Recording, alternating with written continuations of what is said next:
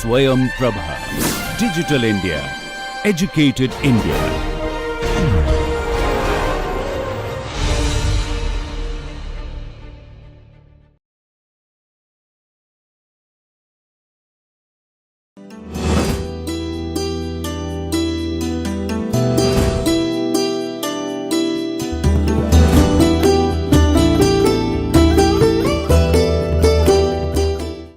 Welcome viewers, welcome back to this NPTEL course on education for sustainable development.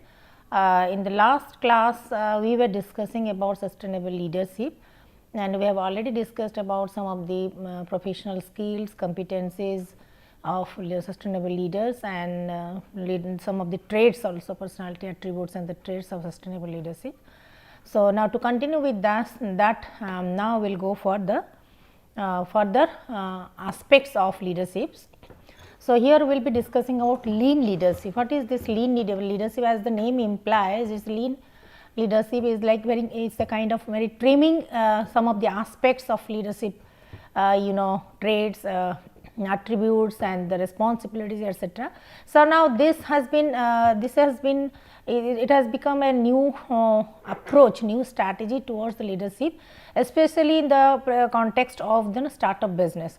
So, Yagyasi, actually he is the author, researcher, argued that in the context of startup business, startup on the path of sustainable growth, how the leadership can perform well and achieve the targets within a stipulated time.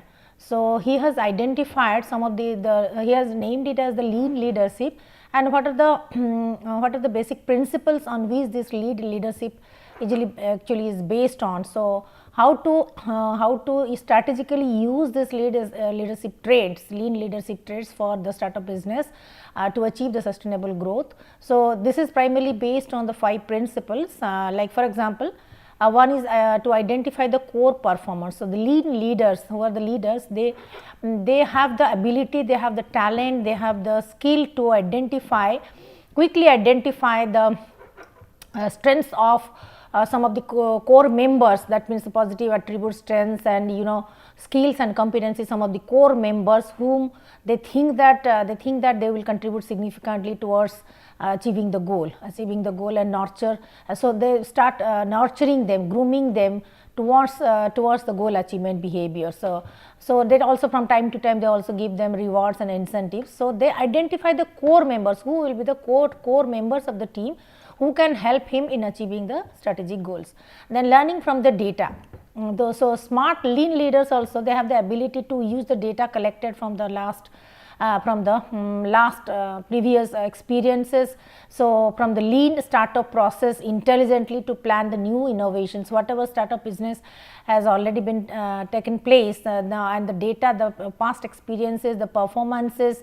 So, from there they can identify, they can interpret the data in a very intelligent way, and they think of the new innovations in the market, new approach, new segments which can improve the quality of life, decision making process and enhance the learning capacity of the organizations. So, they actually they are very efficient and competent in interpreting the data collected from their past performances and experiences. So, learning from the data, how they can predict, they can make some assumptions by analyzing the data. Then maintain a trimmed management system. Again, same as the name implies, the team lean management also, the lean leadership also focuses on the lean management. That means without involving many members to avoid the overcrowded situation, or to avoid the conflict, of interest, and to avoid the wastage of time in more debate, arguments and controversies, etc. So, they prefer to have a lean and thin management team which can foster exclusively on the learning and growth and avoid all kinds of disturbances, hurdles, overcrowdedness, conflicts and conflicts of interest or the chaos, etc. and how to enhance the productivity level. So, to add this management team, so the clear case must be that a new addition will create the real value. So, they that means they try to minimize the size of the management team. So, towards to involve only the core members or the significant members who can really contribute towards the sustainable growth and goal achievement, and that want to involve them in the sense that to how to quickly successfully achieve the sustainable growth and bring transformation in the organizations. So, that means this their intention is to truly add value, new value to this organization. So, that is the maintain a trimmed management system. They look always for the lean management and involving less people, but competent people and expert to plan skillfully, to think in a very sustainable way, and to enhance the productivity while minimizing the conflicts and the chaos, etc. So, then incentivizing the innovations. At the same time, they also encourage the members of team members to go for new innovation, new ideas, new creative thoughts, ideas, especially for the startup strategic goals, like the startup strategic goals, and they also from time to time reward them through different incentives, and they have also identified some of the key performance indicators that encourage and motivate them towards the innovations, towards the innovations and more creative ideas and the skills. So, that is incentivizing the innovation within while framing the lean management, lean team, etc. The leadership also, they also try to promote the innovation and creative ideas through incentives and reward system. Then directing the route. So, the lean leader, again, he is an efficient driver, for the startup vehicle. That means to be able to detect the points of rise, points of slowdowns, the risks involved, the challenges of the market, and so he plays a very pivotal role and persevere towards this goal achievement. So, you can say he is like a steward of this organization, the new startup business, like he gives the direction to all the members, team members towards the performance goals. So, these are the 5 basic principles on which the lean leadership is based on: identifying the core performance, learning from the data, interpreting the data, analyzing and making assumptions about every aspects of the organizations and the startup business, maintaining the trimmed management system, incentivizing the innovations, creative thoughts, and giving the directions to the team members towards the performance goal. So, now we can say again there is a question how to map the sustainable leadership, because mapping or assessing or measuring the leadership effectiveness. So, that is why these are some of the things, like we can say learning attitude. So, these are some of the parameters we can say learning, like what is their willingness to learn and not to command, not to give directions only, but how the leaders are very much willing to learn from the new ideas, are open minded. They are they are not just dictators and the gives command to the members, but they are also keen learners too. They are every moment they are willing to learn. So, they have a learning attitude. They want to they are very open minded, then want to learn about new things, new openings, new ideas from every sources. So, that is learning attitude is one of the parameter. Then good understanding level. So, they must be very good listener, they are willing to understand, they have the grasping power to understand different perspectives. So, they are very good, they are the keen not the keen listeners, but they are also good thinkers also to understand and interpret the implications of new ideas. So, that is to have a better understanding, good understanding level with the good communication skills, listening, speaking, reading and writing, all kinds of things, but they have to be very good listener and interpreter. That means to understand the whole different perspectives on that particular subject. So, beliefs in evidence based practice, again, so they always look for the evidence, the proof, the empirical findings, you can say the evidence. So, beliefs in the evidence based practice. So, before adopting blindly about new practice and strategies, they look for the background, so empirical findings, research or practice, or what is the evidence already available, or the feedback from the practitioners. So, we can say then next is the maintaining a continuous and sustainable lean thinking, again, as because they are very strategic and they try to make it as minimum, as lean as possible. So, they are also the sustainable lean thinking. Instead of having a big plan, they prefer to have very micro and achievable kind of thing. So, they prefer sustainable lean thinking, that is, which is quick, achievable, time bound, and again they would like to maintain that continuous and sustainable lean thinking by step by step. That means slowly, gradually, progressively towards the sustainable development. So, they do not have any big plan, sustainable big plan, and which will not only take much time, but also it requires manpower. So, they do not go for the massive mega projects or the massive plans, etc., but rather they prefer very small plan, lean, with a lean thinking, lean ability, lean management system, and you can say micro planning kind of thing, so that they, with the minimum time and resources and etc., they can achieve the goals. So, in the way stepwise, progressively they can move forward. So, they are always open to communication, they are very much open minded, not only in terms of the communication skills and abilities, but also in welcoming the ideas, new perspectives and new cultural perspectives, that means they are very much open to diversity and welcome the diverse ideas and try to blend it in the decision making, so that the findings, the decisions will be more, you can say, more acceptable, more unique, more sustainable, and more all round harmonious kind of decision they can take it. So, displays the strong commitment towards consistency, discipline and outcome. Yes, they are very much, not only they are very much determined and persevered, very high effortful and committed, but their commitment is also towards the consistency of workflow, consistency of in the process, consistency of work ethics, consistency of resource flow, etc., and discipline with regard to work discipline, and outcome, that is the result. So, they are very much committed towards the not just about the goals and the team and the management, also towards the consistency of performance, discipline of the team members, disciplinary activities, and the outcomes, the results, findings. So, they are not they are very strongly committed to towards this, and as they also display through their behavior, display through their determination and the work process. Then they advocate the cause and effect relationship. They always look for the evidence, they always look for the proof, they always look for the data, they always look for the experiments, they always look for the examination, evaluation and the feedback.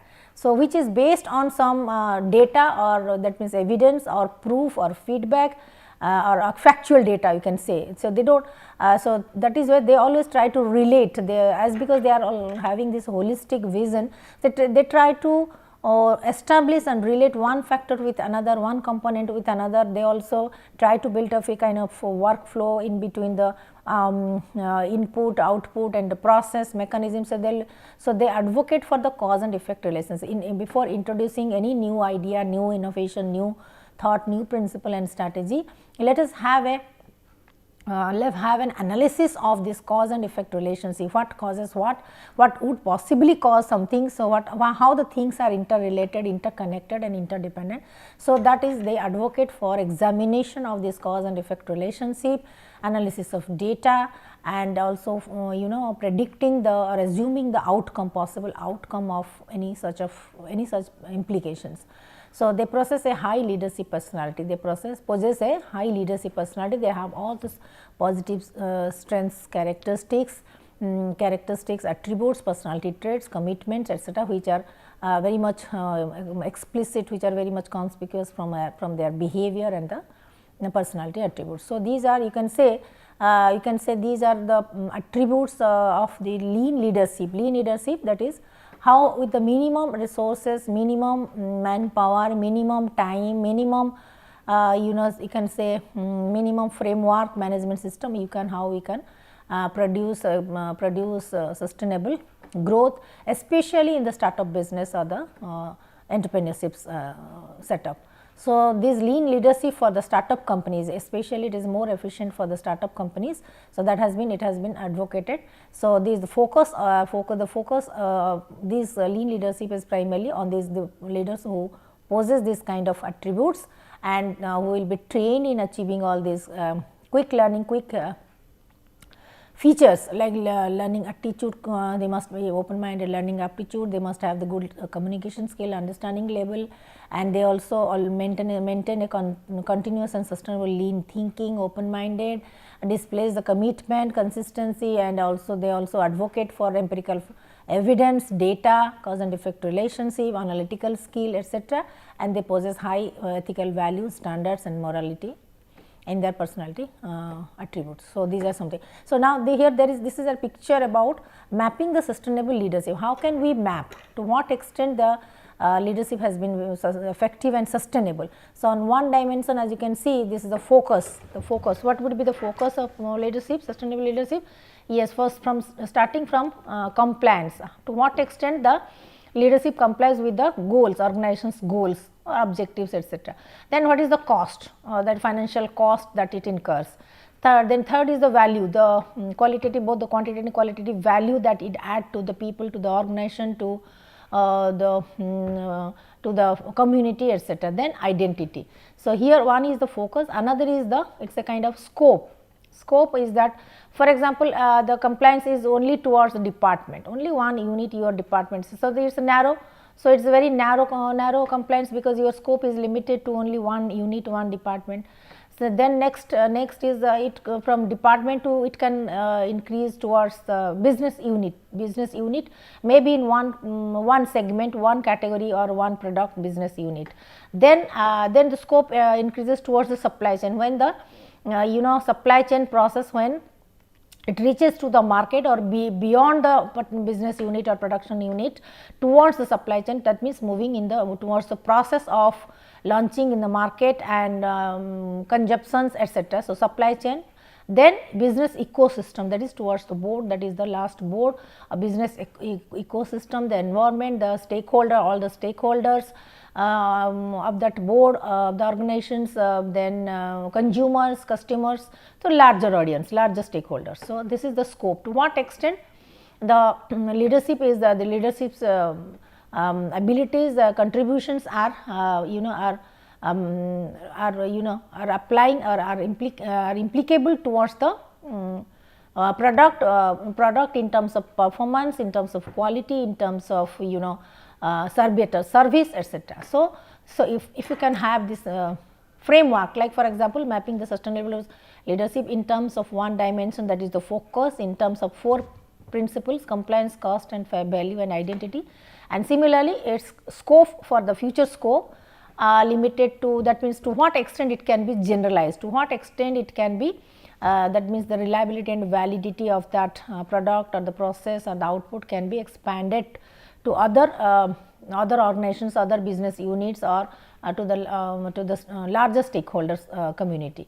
So, from department to business unit to supply chain to etc. So, here you can say first is the compliance where it is only limited to one department. Second is that with cost, effectiveness and the compliance. So, the efficiency and cost reductions. So, yes, it is minimum, that means cost effectiveness is also there and compliance is there, but again still it is narrow, in its scope. Then third, when it involves the third stage is that risk management, that simultaneously it also covers the risk factors. So, risk management. So, here with risk management the scope gradually increases, expands up to up to this beyond the business unit, immediate business unit, beyond towards the other units of business, that is towards the supply chain, other units of supply chain. Okay. Then when it add value in terms of improving the quality of life, in terms of community well-being, welfare. So, here value is being added to the people, to the stakeholders, to the community people, etc. So, again, maybe that the departmental unit limited, that means people involved in the in departments, the business units and departments. So, that is why its scope still limited to the business unit. Maybe it is profitable, it is valuable for the for certain limited number of people, the certain small community of people within the department or business unit. So, that is why its value has been added, but it is for some people, not for all. So, then again identity, then when it again moves forward, it again expands and enhances its ability. So, by adding the more more innovative ideas and open discussion, evaluation, monitoring, etc. So, now gradually it improves toward the life cycle analysis of the new product development. So, now it has added the new aspects, new dimensions, and try to evaluate this analysis of this new product life cycle, how it has started from the till the end of the consumption till the last moment of the last consumer behavior. So, the whole life cycle of analysis will be done with the new product development, and how it has been added to the supply chain process. So, how it has been added to the supply chain process. So, here the scope has been expanded to up to this level. Then when it has been proven to be effective, cost effective, valuable, qualitative, brings qualitative improvement. It can be applied in, it can be implied in other sectors also. It can be used in other sector segments. Then gradually it goes beyond the supply chain and goes beyond that, beyond the unit, supply chain and the business unit, and expands its horizon through that is called, when we call the leadership is more about the visionary leadership, because it the leaders, they think beyond their small business unit or beyond their organizations. Okay. So, now so they add also the new other dimensions of economic policy and networking and other skills and competencies. So, they become the visionary leaders. Then with the visionary leadership and with the visions and missions, etc., when they try to bring complete transformation, 360-degree transformation into the organizations, that is the transforming the relationship, transforming the that means with the transforming relationship, they want to bring the transformation, complete transformation to the organization. So, here we can say with the visionary leadership and the transforming the relationship, so they can go up to the higher stage of this sustainable leadership framework. So, as we can see these two domains. So, when that means when the leaders they reach beyond this limit.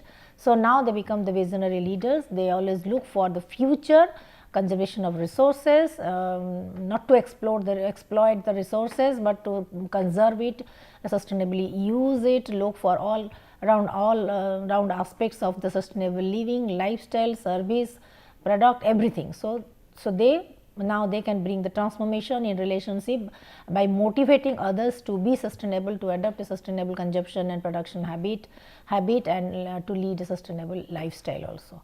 So, here we can say mapping the sustainable leadership, through this framework, one can say by adding this focus on these attributes and the scope, its scope beyond the particular business unit. So, now this is a sustainable leadership pyramid given by the researchers. Now, here we can see these are some of the, it has been practiced by Harry Bergnesler by in 2007. So, these are, you can say 1 to 14, these are some of the foundation practices, okay, foundation practices, or you can say the basic skills, competencies, basic practices. So, what are these 14? What are these 14 basic foundational practices? This is given: the developing the people continuously, amicable labor relationship, long term staff retention. So, you can say these are the preliminary requirements of a organization, of a sustainable organization.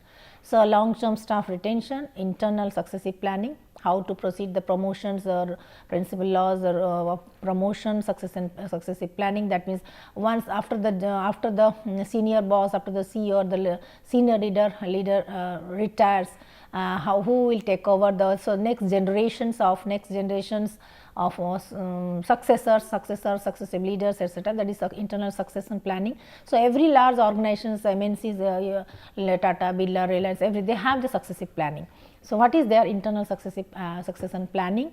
Valuing the people, because the HR, the human resource, would be given utmost value and importance. Then top team, top learn leaders, top team leaderships who are in the how many hierarchies are there, what is the structure of their team, and who are at the top of this team leadership. Then there are the ethical practices, ethical behaviors, the long term perspectives like their vision, mission, long term goals. And again they are considered organizational change, whether they are very much of typical traditional organizational or how they are, they are welcoming and they are very keen towards the change, toward the upgradation, towards the upgradation. So, how they take the organizational change and how quickly and promptly and swiftly they want to bring that reform and change in their own organizations. And then another is the independence from the financial market. So, some of the organizations are very much dependent on the markets, market flow, market market move, market status, etc. So, how much they are dependent or independent of from the financial markets. So, if they have their own resources, they are very much independent. So, the market fluctuations may not affect them seriously. So, they can sustain better in the business. Then environmental responsibilities, what are the CSR activities or what are the CSR activities, or what are their responsibilities they are discharging swiftly towards the protection of environment, conservation of environment, environmental resources, or maybe you can say to to neutralize the carbon footprints, or what are the measures they are taking to minimize the carbon footprints and managing the industrial or organizational waste products, how they are managing their waste and minimizing the damage, minimizing the negative effects or side effects of their organizations or its environmental negative effects. So, how responsible they are towards the environmental sustainability, protecting the environment, that is the another theme. And social responsibility, again in whichever location, context and place they are establishing their organization or starting their business, etc., how much they are committed towards the public life, toward the community, toward the people there who are residing in and around the area. So, what are the responsibilities towards the society, to their community. So, how so what are their social responsibility towards the people and community. And then again stakeholder approach, there may be different for any organization, there may be n number of stakeholders, everybody, every person, every individual even in staying in that community, and even their exporters, their their consumers, direct consumers, customers, suppliers, their investors, everybody is a stakeholders, and what is their approach towards the stakeholder, how they take care of their need satisfaction of the stakeholders, every stakeholder, be their investors or be a common man or a layman or a very small supplier. So, how they are managing the relationship with the stakeholders, that is also another important foundational practice.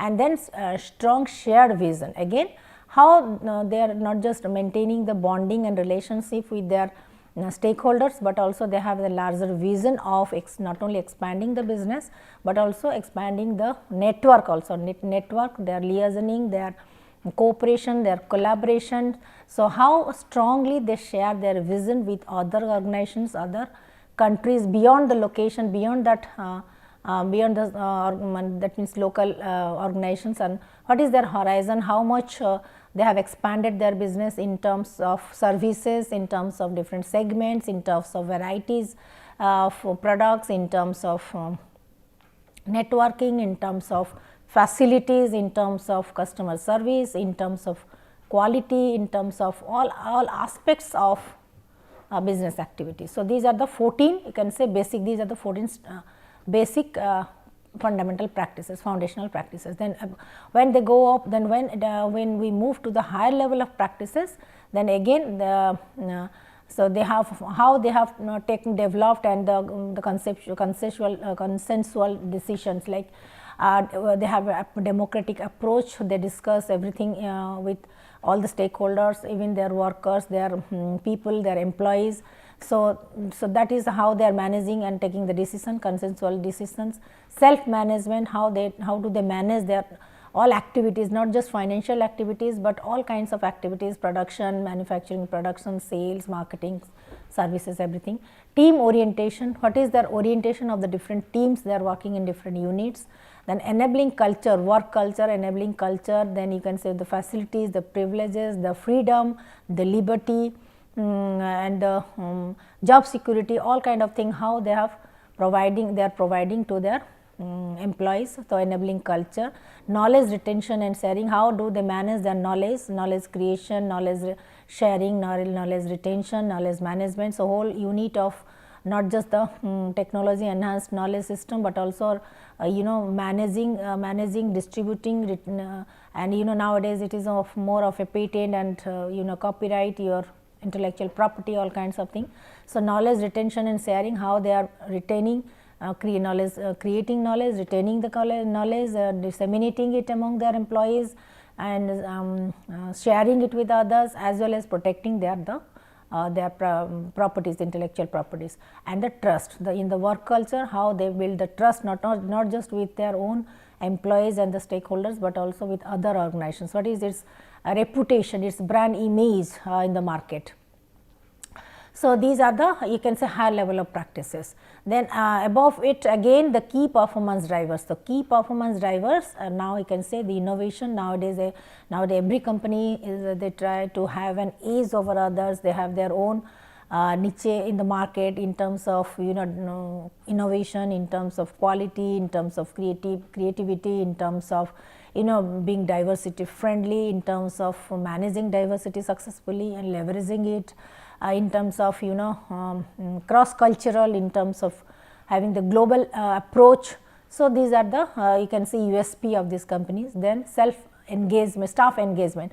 So, here employee engagement, staff engagement is again another important, how successfully, how efficiently, how proficiently they engage their staff and the employees, each and every employee, staff or human resource, the manpower is successfully engaged and they are very productive, highly motivated towards the work, etc. So, staff engagement. And then the quality, ultimately is the quality of the product, your service, your performance, your relationship, ultimately it is the quality. So, these are the key performance drivers. One is how innovative, creative you are, your employee engagement process and the facilities and flexibilities that you are giving through your work culture, and the quality of your service, product, etc.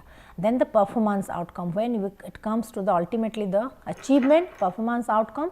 So, these are the parameters of how to measure that whether it is sustainable or not. The sustainability, the performance outcomes of sustainability can be measured through brands and reputation, customer satisfaction, then financial performance, like at the end of the financial year, your balance sheet will show that how much whether it is a debt you have, how much debt you are incurred or you have incurred, or you have shared your profits with the stakeholders or investors.